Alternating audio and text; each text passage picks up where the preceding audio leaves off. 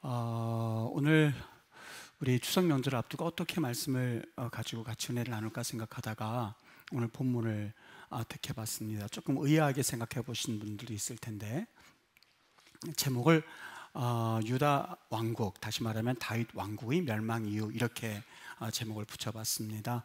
추석 명절과는 조금 동떨어진 제목인 것 같습니다만, 이 말씀 가운데서 우리 가정을 좀 한번 생각해 볼 수 있는 기회가 되었으면 해서 이 말씀을 준비했습니다.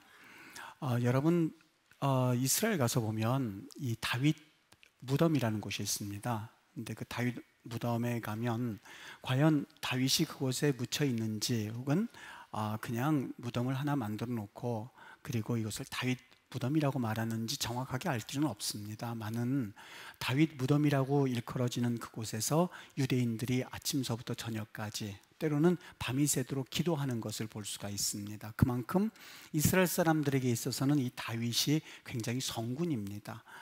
물론 아브라함이 믿음의 조상이라고 말을 합니다만, 아브라함도 믿음의 조상으로서 그들이 매우 중요하고 또 무게감 있게 이 아브라함을 생각합니다만, 이 다윗만큼은 그들이 생각하는 그 마음이 좀 색다릅니다. 심지어는 예수님께서 이 땅에 오셨을 때에 그 바디메오나 아니면 다른 이들이 예수님을 일컬어서 뭐라고 말을 했냐면, 다윗의 자손 예수여 라고 말할 만큼 이 메시아는 다윗의 가문에서 나온다라고 하는 분명한 나름대로의 확신이 있었기 때문에, 이 다윗이라고 했었을 때에 그 다윗이라고 하는 그 이름을 그들이 느끼는 감정이 굉장히 색다르다고 하는 거죠. 이만큼 이 다윗이라는 인물은 이스라엘 사람들에게서 하나의 소망과 같은 그런 인물이었었습니다.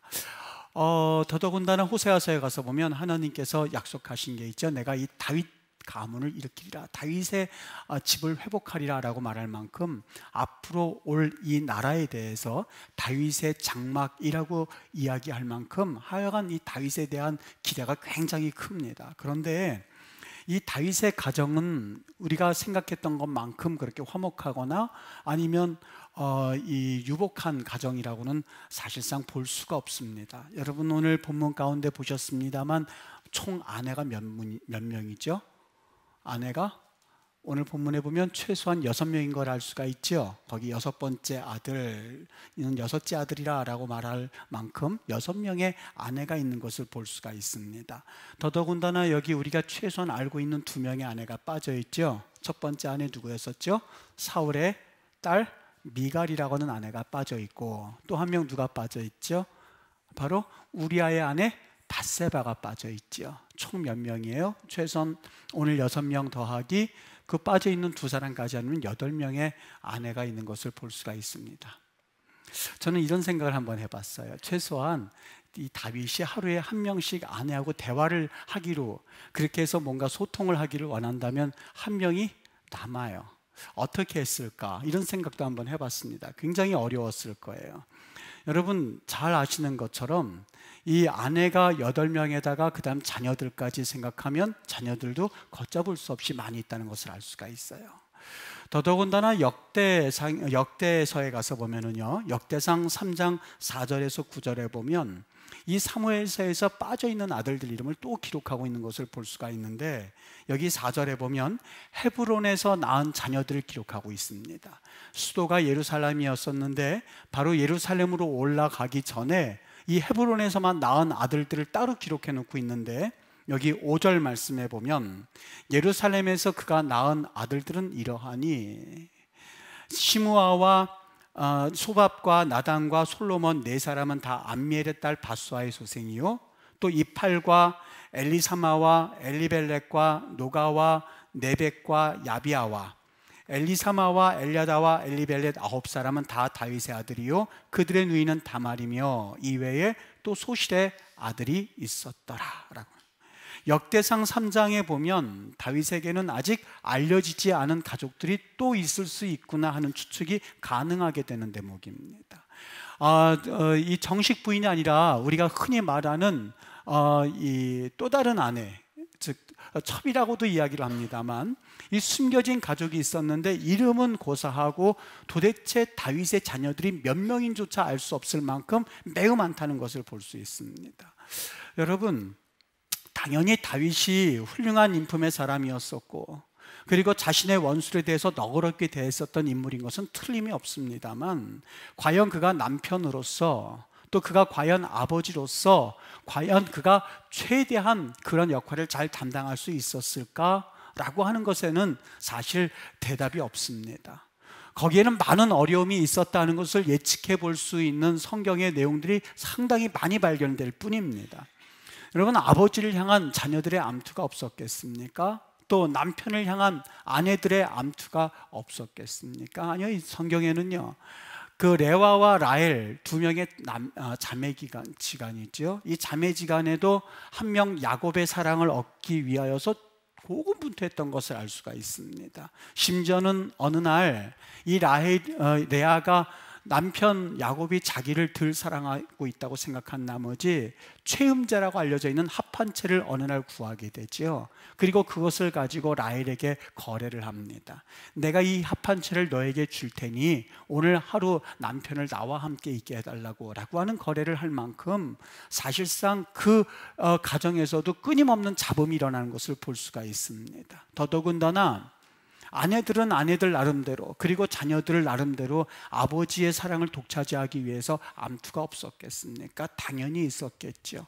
그러다 보면 이 아버지는 당연히 어느 아들은 더 사랑하고 어느 아들들은 덜 사랑하고 라고 하는 공식이 당연히 성립되었을 거예요.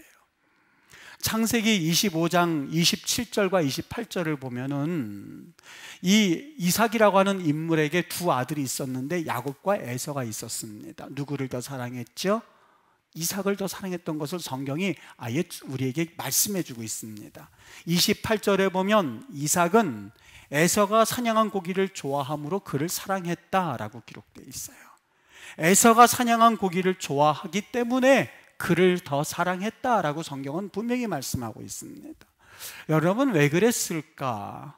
여기에는 물론 여러 가지 이유가 될 수 있겠습니다만 이삭이라는 인물이 굉장히 내성적인 인물입니다. 우물을 팠음에도 불구하고 다른 사람이 와서 그 우물을 가져가겠다고 하면 아무 소리 없이 우물을 내주던 매우 내성적인 사람이었었어요. 그런데 이삭이라고 하는 에서라고 하는 인물을 낳고 봤더니 이 에서는 자기와는 달리 호탕하거든요. 그리고 사냥한 고기를 내어놓거든요. 이걸 보고 자기에게 없는 장점이 있는 것을 보고 아마 이삭은 에서를 굉장히 사랑했던 모양이에요. 그 다음부터 문제가 생겨나기 시작했습니다. 분명히 창세기 25장 27절에 보면 에서는 익숙한 사냥꾼이라고 되어 있는 반면에 야곱은 조용한 사람이었으므로 장막에 거주하였다라고 말씀을 합니다. 두 사람의 성격이 전혀 다른데 여기에서 자기와는 뭔가 다른 장점을 가지고 있는 이 에서를 사랑했었던 야곱의 모습을 볼 수가 있습니다. 여러분, 두 명의 자녀가 있음에도 불구하고 편애로 인하여서 그 가정이 사실 파괴되어지는 것을 볼 수가 있는데, 오늘 다윗의 가정에는 자녀들이 사실상 우리가 알 수 없을 만큼 많이 있습니다. 수십 명이 되었는지 혹 수백 명까지는 아니라 한다 할지라도 엄청나게 많은 자녀들에게 있어서 다윗의 눈에 한번 들기 위해서 그들이 고군분투하지 않았겠습니까? 있어요. 사실 거기에는 잡음이 끊이지 않았는데 첫 번째 아들 암논은 심지어는 자기의 이복 동생 다말을 겁탈함으로 인해서 사실 문제를 일으키게 되었고, 이것에 앙심을 품었던 압살롬이 끝내는 그를 살해하는 사건까지 일어나게 됩니다. 이 일로 말미암아 압살롬은 아버지에게 반기를 들어서 나를 빼앗는 일이 사무엘하 15장에서 시작이 되었고, 이 일로 인해서 압살롬도 역시 살해가 됩니다. 그 다음에 왕으로 지목될 수 있을 법한 사람이 한 명 있었는데 바로 아도니아라고 하는 인물이었습니다. 이 아도니아는 당연히 왕권 자리가 자기 자리라고 생각한 나머지 제사장 아비아다를 데리고 가서 반기를 들고 왕이 되려다가 이 사람 역시 살해를 됩니다. 여러분, 어떻습니까? 다윗의 아들들 가운데 여러 명이 있습니다만 서로 암투하고 서로 죽이고 서로 미워하는 이 가정 가운데 과연 무슨 어떠한 희망과 소망을 바라볼 수 있겠습니까? 사무엘서에서는 이걸 정확하게 짚어내려가고 있습니다. 여러분, 다윗의 나라가 멸망을 하는데 그 멸망의 과정이 어디서부터 시작이 되냐면 사무엘하 15장서부터 시작이 됩니다. 참 놀라운 것은 13장, 14장에서부터 암논이 가정에서 다말을 겁탈한 있을 수 없는 일들이 일어나기 시작했고, 압살롬이 이를 살해하겠다고는 마음을 품기 시작했던 것이 13장, 14장의 사건이고, 15장에서는 압살롬이 끝내는 자기의 아버지를 몰아내고 왕권을 차지하겠다고는 반역을 일으키면서 다윗 왕국이 몰락하는 길을 걷게 됩니다. 여러분 어떻습니까? 다윗, 그 휘황찬란한 엄청난 업적이 있었음에도 불구하고 가정을 잘 다스리지 못한 그 형벌의 대가가 너무너무 무시합니다. 지금까지 쌓아놓은 것을 다 무너뜨리고야 마는 기가 막힌 일을 당하고야 마는 것이 다윗의 모습이었습니다. 여러분, 다윗의 말로가 얼마나 비참했는지 성경에서 우리에게 말씀해주고 있는데, 임종이 가까웠을 때, 마지막 거친 숨을 몰아쉴 때에 그의 목을 안아주었던 사람이 있었는데 그의 가족이 아니었었어요. 그의 마지막 목을 끌어안고 그를 안아주었던 사람은 아비삭이라고 하는 낯선 여인의 보살핌을 받는 것을 보게 됩니다. 어쩌면 아비삭이 자신을 시중들 때에 평생 싸워 얻어온 나라와 민족의 그 엄청난 공로를 따뜻한 말 한마디와 바꾸고 싶었던 마음이 그에게 있었는지 모르겠습니다. 하여간 그의 마지막 말로를 마지막까지 함께 했었던 것은 그의 가족이 아니라 바로 아비삭이라고 하는 낯선 여인의 손길이었습니다. 여러분, 로마가 멸망할 때에 로마인 이야기에 보면 그 시오노 나나미의 말에 의하면 로마가 멸망할 때 세 가지 원인이 있었다고 합니다. 두 번째 원인이 바로 세금 정책이었었어요. 세금을 많이 걸었다 보니까 끝내는 그 나라가 멸망의 길을 걷게 되었던 거죠. 세 번째 원인이 바로 그 나라의 타락이 원인이었었다고 합니다. 얼마나 타락했냐면 한 집 걸러서 계속해서 착류촌이 있었다고 그래요. 물론 그 정도까지 많이 있었겠느냐, 우리가 어느 정도 의심해 볼 여지가 없지는 않습니다만 그만큼 그 나라가 타락을 했었던 거예요. 첫 번째 원인이 뭔지 아시겠습니까? 바로 가정의 붕괴였다고 분석하고 있습니다. 가정의 붕괴였었다. 저는 이 시오노 나나미의 분석이 과연 사실일까 하는 생각을 해봤는데요. 여러분, 고전 중에 아리스토텔레스의 정치론이라고 하는 그런 고전이 있습니다. 모든 정치하는 사람들이 한 번쯤은 읽어보아야 할 고전이거든요. 도대체 국민들을 향하여서 어떤 마음을 가져야만 할지, 자기 군주를 향해서 어떤 마음을 가져야 할지를 사실 일목요연하게 써놓은 그러한 책입니다. 사실 정치하는 사람들이 이 정치론, 아리스토텔레스의 정치론을 한번 보고선 사실상 시작해야 되는 것이 사실이라고 여길 만큼 기가 막힌 내용으로 되어 있는데, 그 책을 보다가 정말 이상한 것 하나 발견했습니다. 여러분, 정치와 가정이 무슨 상관이 있을까라고 생각하고 이야기할 수 있는데, 이 아리스토텔레스의 정치론에 보면 이런 말이 있습니다. 모든 가정은 국가의 일부라고요. 모든 가정은 국가의 일부다. 여러분, 이게 믿겨지십니까? 국가 정치론을 이야기해야 될 사람이 모든 가정은 국가의 일부다라고 말합니다. 여러분, 이 말은 국가라고 하는 것은 가정이 무너지게 되면 국가도 무너진다고는 원리와 같다는 거예요. 가정이 무너지게 되면 국가도 무너진다고 하는 거예요. 조금 전에 이야기했었던 그 시오노 나나미의 그 로마인 이야기에서 말하는 국가의 붕괴, 로마의 붕괴 원인과 오늘 이 아리스토텔레스가 말했었던 그 국가의 붕괴론과 어느 정도 일맥상통하는 면이 있지 않습니까? 여러분, 그 말에서 들려주는 의미가 있습니다. 나라가 건강하기 위해서는 사실상 가정이 든든해져야 한다는 거예요. 나라가 든든하기 위해서는 가정이 건강해져야 한다는 거예요. 가정 하나가 병들기 시작하면 사실상 끝내는 국가가 무너지게끔 되어 있고, 가정이 병들기 시작하면 그 국가는 병들기 시작한다는 거예요. 우리나라의 이혼율이 전 세계 최고의 위치를 달리고 있습니다. 무슨 얘기인지 이해가 되시겠습니까? 제일 흔들흔들거리는 나라가 바로 대한민국이라는 이야기입니다. 그들의 이야기가 맞다면, 그 정치론의 이야기가 맞다면 여러분, 우리나라가 세계에서 가장 위험한 국가가 되었고 지금 국가 안보가 제일 위험한 나라가 되었다는 것이 그 가정에 보면 알 수 있다고 하는 거예요. 사실 우리 지금 신문지상에서도 우리나라가 얼마나 위태로운지 여러분 볼 수 있지 않습니까? 제가 몇 주 전에 신경정신과 의사들이 보는 교과서에 병이 하나 등록됐다고 그랬죠. 화병이라고 하는 것이 등록됐다고 그랬는데 아직 등록은 되지 않았는데 후보로 들어가 있는 병이 하나가 있습니다. 이걸 질병으로 봐야 될지 말아야 될지 후보로 되는 질병 중에 하나가 있는데 그 질병이 뭐냐면 대한민국에만 있는 명절증후군이라고 하는 병이 있습니다.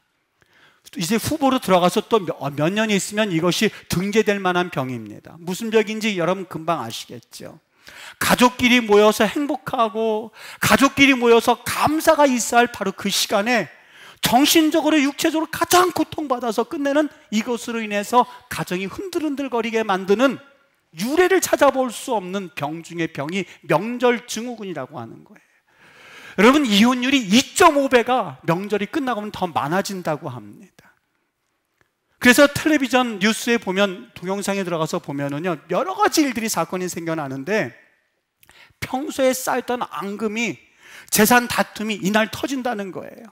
심지어는 성묘가자 하는 말에 이 아버지를 폭행한 아들이 걸려들기도 하였고, 집을 비웠다고 해서 아내와 말다툼해서 끝내는 헤어지기도 했고요, 씻을 수 없는 비극으로 살인까지 벌어지는 날이 이 명절 기간이라고 합니다.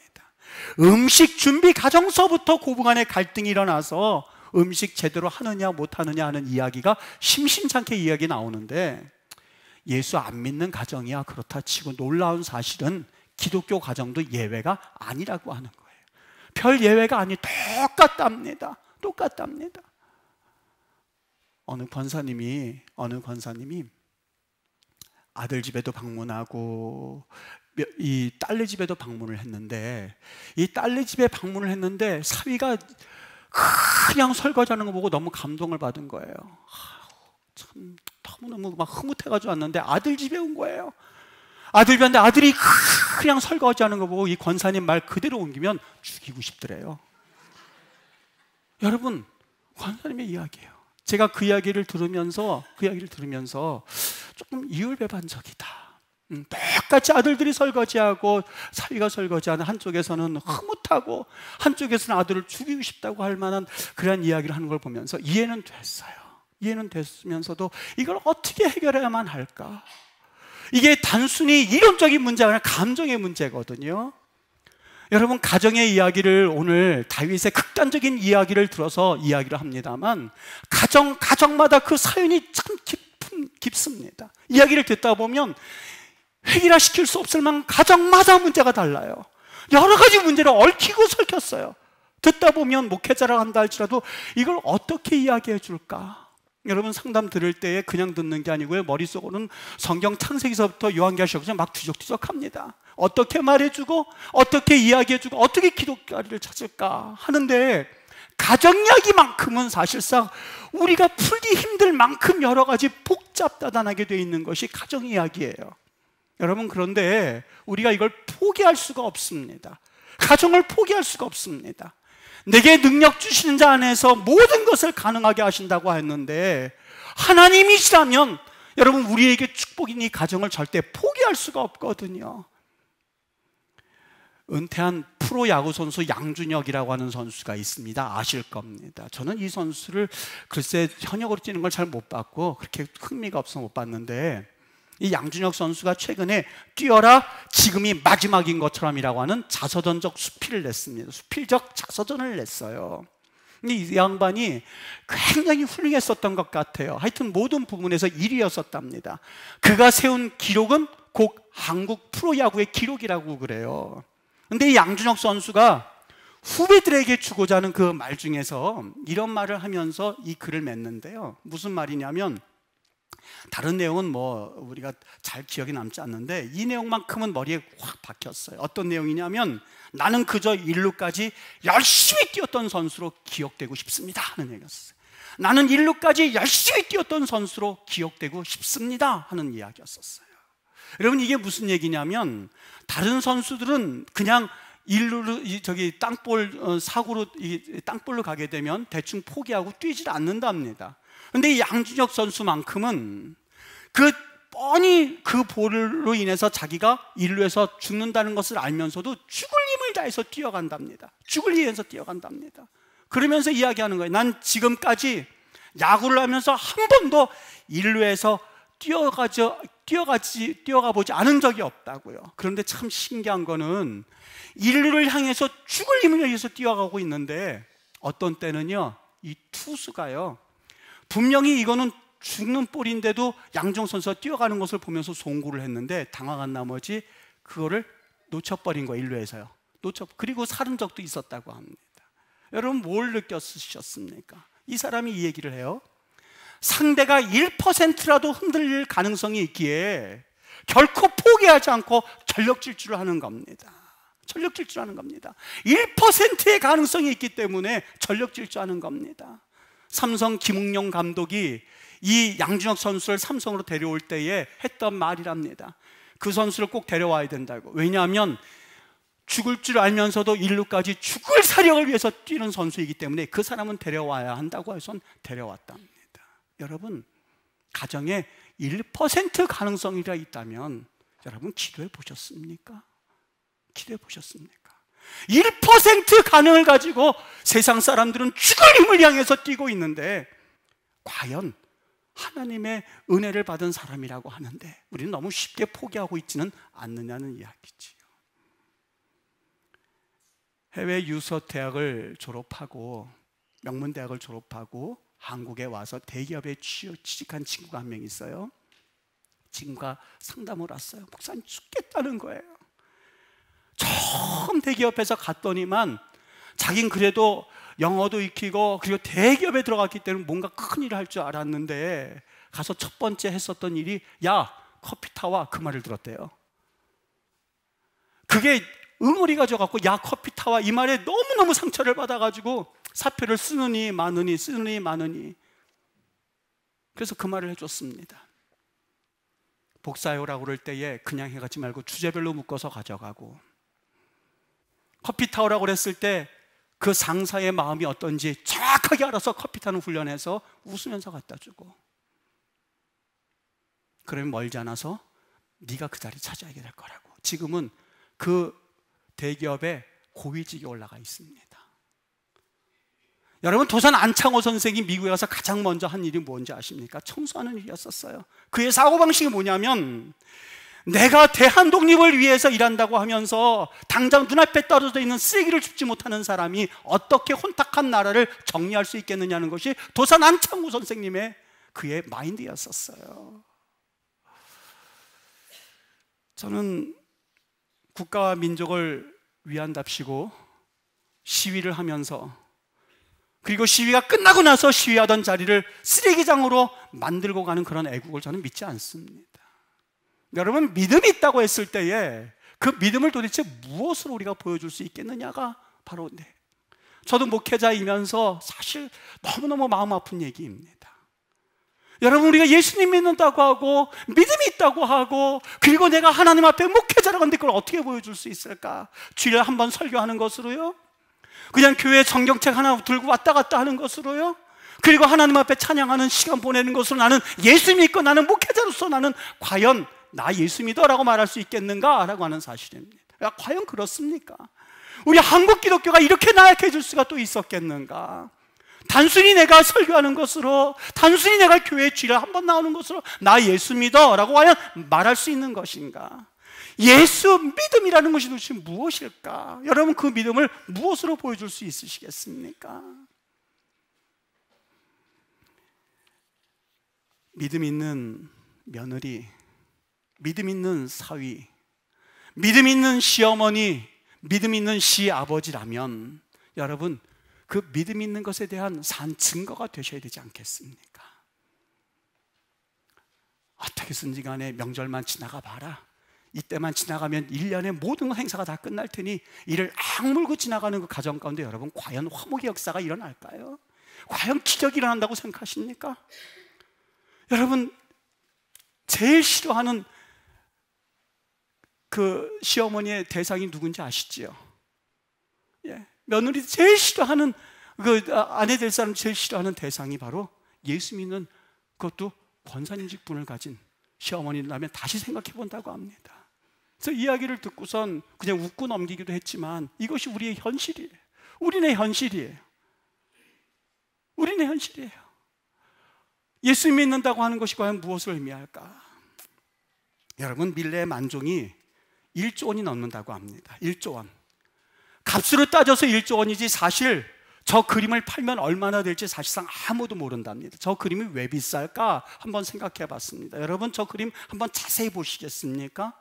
저 그림이 도대체 1조 원이 넘는 그 값어치가 뭘까? 저 두 사람이 지금 기도하고 있는 장면이거든요. 하나님, 하루 감사합니다. 하루가 다 지나갔습니다. 감사합니다. 라고 하는 저 기도하는 장면 때문에 1조 원일까? 물론 그것도 맞습니다만 저 사람들의 신발을 한번 가만히 보십시오. 여러분, 저 신발은요, 가난한 사람들이 신는 실내화라고 합니다. 저 바구니를 한번 가만히 보십시오. 감자 몇 톨밖에는 보이지 않는 아주 빈약한 추수 결과라고 합니다. 얼굴을 한번 가만히 보십시오. 씻지를 못해서 시커먼 얼굴이고 머리 다듬지 못한 머리입니다.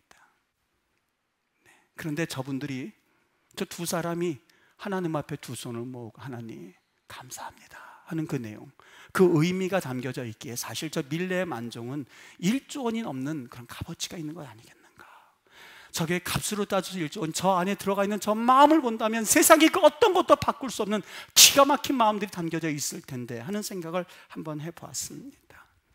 하나님, 나 축복해 주세요, 우리 좀 축복해 주세요 라는 기도 이제는 조금만 하시지 말라는 말은 아니고 조금만 좀 내려놓고 하나님, 어떻게 해서 내가 있어야 가정들이 회복할 수 있겠습니까? 하나님, 내가 있음으로 인해서 내 며느리가 행복할 수 있겠는지요? 하나님, 내가 어떻게 해야만 시어머니, 시아버지를 기쁘게 해드릴 수가 있고 장인, 장모님께 내가 기쁨의 근원이 될 수 있을까요? 하나님, 방법 좀 알려주세요 라는 기도, 실질적인 기도가 좀 있어야 되지 않겠습니까? 그리고 하나님께서 응답 주실 때까지 그런 마음을 주시면 그것을 실천해 볼 수 있는 용기도 좀 달라고, 그 기도가 진실된 기도가 아니겠습니까? 여러분, 하나님이 우리에게 하나님을 기쁘시게 하는 자녀에게 주실 축복을 예배해 놓고 계시는데 이 축복을 바라보지 못한 채 하나님, 나 축복해 주세요, 축복해 주세요 하는 기도는 사실 우리가 차순위로 밀어놓아도 될 만한 충분한 기도 제목이라고 믿습니다.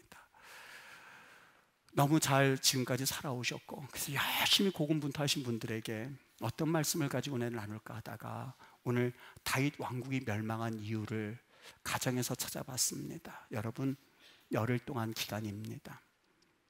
열흘간의 기간입니다.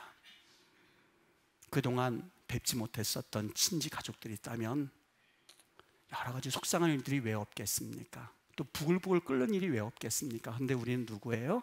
나 예수 믿는 사람. 누구예요? 예수님의 사랑을 경험한 예수 믿는 사람. 나를 위해서 십자가 못 박혀주신 분인데 내가 믿음이라고 했는데 그 믿음을 어떻게 보일까? 오늘 말씀을 기억하시면서 여러분, 다시 한번 하나님 앞에 내 자신을 쳐서 복종시키고 나로 인하여서 가정이 회복될 수만 있다면 하나님 그 길을 담대히 걸어가겠다고 하는 그런 고백이 이 명절 기간 동안에 있게 되기를, 조금 쓴 이야기이고 아픈 이야기긴 하지만 우리 가정이 들어야 될 이야기인 줄 믿으시고 우리 가정이 회복될 하나의 통로인 줄 믿으시고, 이것 아니면 회복될 길이 없습니다. 길이 없습니다. 여러분 가정이 꼭 든든하시고 눈물이 변화해서 다시 한번 기쁨이 되게 하시고, 그럴 때야 비로소 이 나라가, 이 교회가 든든해지는 것을 믿으시고 이런 귀한 역사들이 꼭 이 명절 기간에 있게 되기를 예수님의 이름으로 간절히 축복합니다. 기도할게요.